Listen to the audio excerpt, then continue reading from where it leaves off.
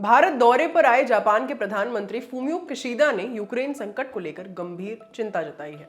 प्रधानमंत्री नरेंद्र मोदी के साथ बैठक के बाद किशिदा ने कहा कि यूक्रेन पर रूस का हमला एक बहुत ही गंभीर मुद्दा है जिसने अंतर्राष्ट्रीय व्यवस्था की नींव हिला दी है।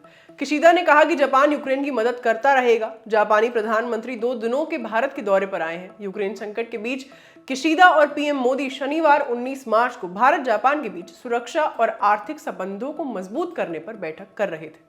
19 मार्च को भारत और जापान के बीच 14वां वार्षिक शिखर सम्मेलन हुआ। इसके बाद प्रेस ब्रीफिंग के दौरान फूमियो किशिदा ने यह कहा, भारत और जापान दोनों मौजूदा संकट का एक शांतिपूर्ण समाधान चाहते हैं।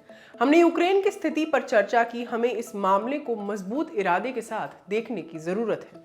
मैंने नरेंद्र मोदी से कहा कि अंतर्राष्ट्रीय व्यवस्था में यथास्थिति को किसी को भी बलपूर्वक बदलने की इजाजत नहीं दी जानी चाहिए। किशिदा अक्टूबर 2021 में ही जापान के प्रधानमंत्री बने थे। यूक्रेन पर हमले के बाद जापान ने रूस की काफी आलोचना की है और उस पर कई तरह के प्रतिबंध भी लगाए हैं। जापान और भारत क्वाड सिक्योरिटी अलायंस का हिस्सा है।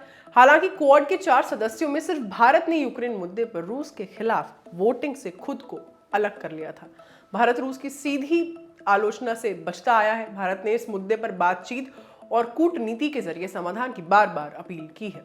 वहीं दूसरी ओर प्रधानमंत्री नरेंद्र मोदी ने इस समिट के दौरान कहा कि जियोपॉलिटिकल घटनाएं नई चुनौतियां सामने ला रही हैं। उन्होंने कहा कि इस वक्त भारत और जापान के बीच संबंधों को और मजबूत करना सिर्फ दोनों देशों के लिए ही महत्वपूर्ण नहीं है, बल्कि हिंद प्रशांत क्षेत्र और पूरी दुनिया को शांति और स्थिरता के लिए प्रोत्साहन मिलेगा। पीएम मोदी ने कहा, हमने द्विपक्षीय मुद्दों के अलावा कई क्षेत्रीय और वैश्विक मुद्दों पर विचारों को साझा किया है। हमने संयुक्त राष्ट्र और अन्य अंतर्राष्ट्रीय मंचों पर भी अपना समन्वय बढ़ाने का फैसला किया है। भारत जापान आर्थिक साझेदारी में पिछले कई सालों से अभूतपूर्व प्रगति हुई है। जापान भारत में सबसे बड़े निवेशकों में एक विश्वस्त साथी है। हम इस योगदान के लिए बहुत आभारी हैं। प्रधानमंत्री मोदी ने 19 मार्च को कहा कि जापान अगले 5 साल में भारत में 3.2 लाख करोड़ रुपए का निवेश करेगा। दोनों देशों के प्रधानमंत्रियों की बातचीत के बाद भारत जापान ने 6 समझौतों पर हस्ताक्षर किए, जिसमें साइबर सुरक्षा, सतत विकास, वाटर मैनेजमेंट, क्लीन एनर्जी जैसे क्षेत्र भी शामिल हैं। जापान के सहयोग में Mumbai Ahmedabad high speed rail project सहित भारत में पहले से कई प्रोजेक्ट्स पर काम जारी है।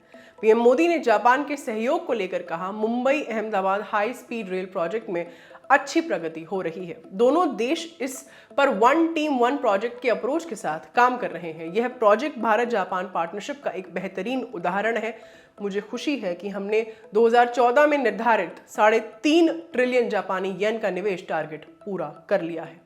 भारत और जापान के बीच पिछले कुछ सालों में आर्थिक संबंध काफी मजबूत हुए हैं। पूर्व प्रधानमंत्री शिंजो आबे के कार्यकाल के दौरान 3.5 ट्रिलियन येन के निवेश का लक्ष्य रखा गया था।